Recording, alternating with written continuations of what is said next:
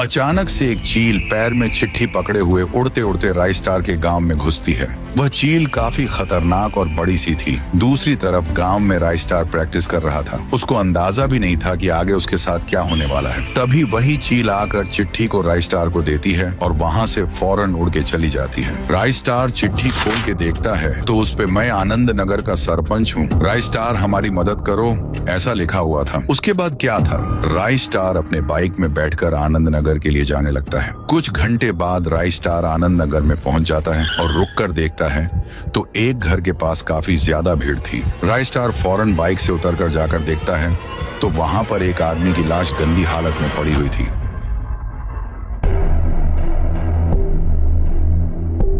सरपंच राइस्टार को देख कहता है, अच्छा हुआ राइस्टार, तुम चिट्ठी पढ़ के आनंद नगर में आ गए। पहले तुम ये बताओ कि तुमने मुझे चिट्ठी क्यों भेजी और ये लाश क्या हो रहा है गांव में। सरपंच कहता है, क्या बताऊं राइस्टार, ये गांव धीरे धीरे खंडहर बनते जा रहा है। रोज यहाँ पर बड़ा सा एक सफेद भालू आता है।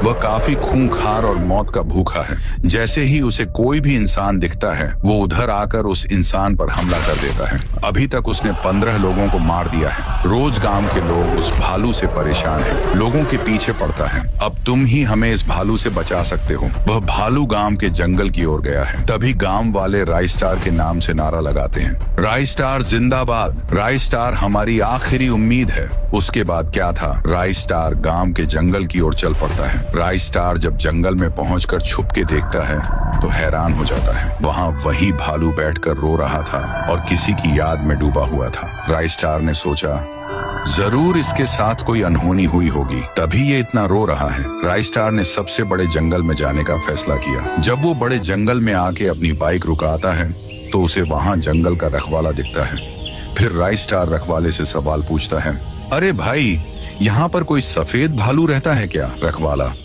हाँ, यहाँ पर सफेद भालू और उसका बच्चा रहता है। सफेद भालू उसके बच्चे की वजह से वहां से भाग गया है। राइस्टार, पर क्यों भागा वो भालू, उसके बच्चे को क्या हुआ। रखवाला, दरअसल दोनों जंगल में मजे से हंसी खुशी खेल रहे थे। मैं जब नाश्ता करने गया तब 2 शिकारी इस जंगल में बंदूक लिए घुस आए और बच्चे के पैर पर गोली मार के उसे पिंजरे में बंद कर दिए ताकि वो उसे बेच सके। वो भालू अपने बच्चे को खोने की वजह से कहीं तो भाग गया। दूसरी तरफ वो 2 शिकारी भालू के बच्चे को पिंजरे में बंद किए हुए थे। तभी उनके पीछे राइस्टार आता है और पिंजरे के ताले पर गोली मारता है। गोली लगते ही पिंजरा खुल जाता है। पिंजरा खुलते ही बच्चा दोनों पर हमला कर देता है और उनकी छटनी बन जाती है।